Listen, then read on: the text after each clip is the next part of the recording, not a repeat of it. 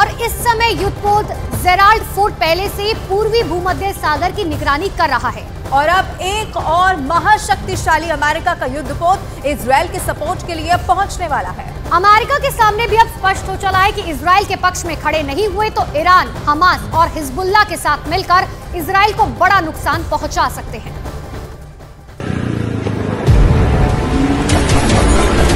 America खुलकर front पर खेल रहा है और ईरान के राष्ट्रपति इब्राहिम रईसी भी पीछे नहीं है।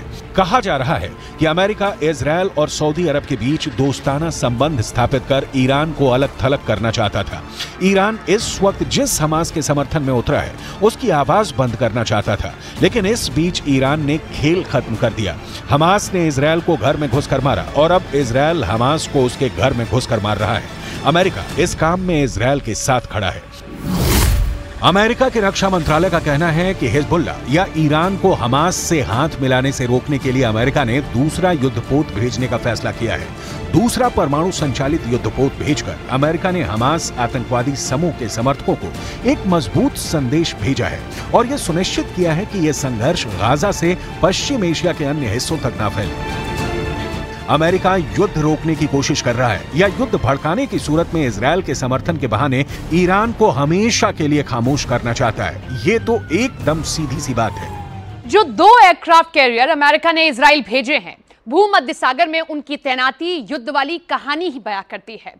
अब हम आपको बताते हैं जिनमें से एक आइजनहावर एयरक्राफ्ट कैरियर परमाणु ऊर्जा से ये लैस है, मतलब यूएसएस आइजनहावर परमाणु ऊर्जा से लैस है। 3D रडार से लैस इसकी जंगी जहाज में टारगेट को इंटरसेप्ट करके नष्ट करने की क्षमता रखता है। इसकी ऊंचाई है 244 फीट यानी 74 मीटर। इसकी रफ्तार 56 किलोमीटर प्रति घंटा है। आइजनहावर पर एडवांस फाइटर तैनात हैं। इस पर 56 फाइटर जेट और हेलीकॉप्टर तैनात किए जा सकते हैं। ये इसकी क्षमता है। इसी के साथ में ये वही वॉरशिप है जिसने खाड़ी युद्ध में अहम भूमिका निभाई थी। आइजनहावर में 1977 से अमेरिका नौसेना में है, तो आप समझ गए होंगे कि कितना महत्वपूर्ण है ये एयरक्राफ्ट कैरियर जो अमेरिका की ओर से भेजा गया है। अमेरिका के पास दुनिया का सबसे शक्तिशाली नौसैनिक बेड़ा है। अमेरिका इसकी ताकत का एहसास पूरी दुनिया को कराता रहा है। इजरायल के साथ अमेरिका के खड़ा नहीं होने की दशा में इजरायल का अस्तित्व बच पाएगा कहना मुश्किल है, क्योंकि इजरायल पर ईरान जैसे देशों की गिद्ध दृष्टि जमी रहती है। ईरान जैसे देश अब तक कबूल नहीं कर पाए हैं कि अरबों के बीच एक यहूदी देश बसा है। यही कारण है कि हमास और हिजबुल्लाह जैसे संगठनों को खाद पानी देकर ईरान उन्हें पालता रहा है और यही वजह है कि अब अमेरिका अपनी हैसियत दिखा रहा है।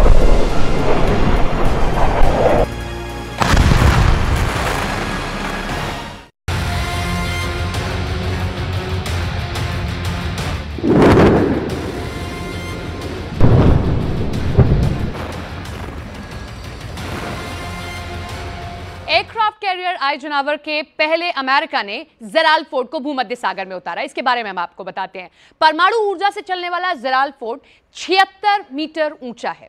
इस तरह इसकी ऊंचाई दिल्ली के कुतुब मीनार की 73 मीटर से ऊंचाई से भी ज्यादा है। अब आप अंदाजा लगाइए कितना ऊंचा ये रहा है। इसकी क्षमता 1 लाख टन से भी ज्यादा बताई जाती है। इस पर एक साथ 70 फाइटर जेट ले जाने में ये सक्षम है। इसकी रफ्तार है 56 किलोमीटर प्रति घंटा। इसे चलाने के लिए 4500 नौसैनिक तैनात कर दिए गए हैं। एयरक्राफ्ट कैरियर आइजनहावर और जेराल्ड फोर्ट दोनों वॉरशिप परमाणु शक्ति से संचालित हैं और क्षेत्र में किसी भी प्रमुख शक्ति से मुकाबला करने के लिए भूमि पर हमला करने वाली मिसाइलों और F-18 लड़ाकू विमानों में सैन्य शक्ति रखते हैं। अमेरिका के रक्षा मंत्री लॉयड ऑस्टिन ने कहा है कि स्ट्राइक ग्रुप को आदेश दिया है कि वो भूमध्य सागर में उत्तर में अपनी पोजीशन ले ताकि इस युद्ध को बढ़ने से रोका जा सके। इजरायल युद्ध नहीं फैलने से रोकने की बातों के बीच समंदर और आकाश दोनों में सुपर एक्टिव है। इजरायल गाजा को मिट्टी में मिला रहा है और अमेरिका समंदर और आसमान से उसकी निगरानी कर रहा है। समंदर में इजरायल को अमेरिका का सपोर्ट दिखा, अब आसमान में देखिए। यूएस एयरफोर्स सेंट्रल ने मध्य पूर्व क्षेत्र में F-15E लड़ाकू जेट और A-10 ग्राउंड अटैक जेट की तैनाती की घोषणा की है। यूएस सेंट्रल कमांड के एक सोशल मीडिया पोस्ट में कहा गया है कि A-10 इस क्षेत्र में पहले से मौजूद विमान के एक अन्य स्क्वाड्रन में शामिल होगा। अमेरिकी वायुसेना ने क्षेत्र में F-15, F-16 और A-10 लड़ाकू विमानों के स्क्वाड्रन की तैनाती की घोषणा की थी। अमेरिकी बल की स्थिति में वृद्धि इजरायल की सुरक्षा के लिए संयुक्त राज्य अमेरिका की दृढ़ प्रतिबद्धता और इस युद्ध को बढ़ाने की कोशिश करने वाले किसी भी राज्य या गैर राज्य को रोकने के हमारे संकल्प का संकेत है। इजरायल कहां जाकर रुकेगा और अमेरिका ईरान या हिजबुल्लाह को कब तक रोक पाने में कामयाब होगा, इस पर फिलहाल मंथन ही किया जा सकता है, क्योंकि कम से कम अभी तो कोई पक्ष रोकने वाला नहीं दिख रहा है। ईरान और अमेरिका के हित इजरायल और फिलिस्तीन के मुद्दे पर आकर अटक गया है। अमेरिका के प्रतिबंध से बौखलाया ईरान चाहता है कि वो अमेरिका को अपनी ताकत का एहसास कराए, जिसके पास परमाणु बम भी है और बेहतरीन ड्रोन भी। ईरान को यह भी लगता है कि अगर वो इस युद्ध में कूदता है तो अरब देशों के अलावा चीन और रूस भी उसका साथ देंगे।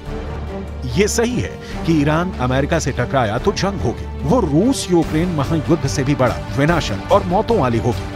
लेकिन इसके बीच का सच है कि दोनों युद्ध भड़का रहे हैं। ईरान हमास या हिजबुल्लाह का साथ नहीं छोड़ सकता तो अमेरिका भी इजरायल को धोखा नहीं दे सकता। अभी उसके दो युद्धपोत ही समंदर में उतरे हैं। जरूरत पड़ी तो अमेरिका भूमध्य सागर को अपनी नौसैनिक शक्ति से मत देगा, लेकिन समस्या यह है कि ईरान अपना परमाणु बम लेकर सिर्फ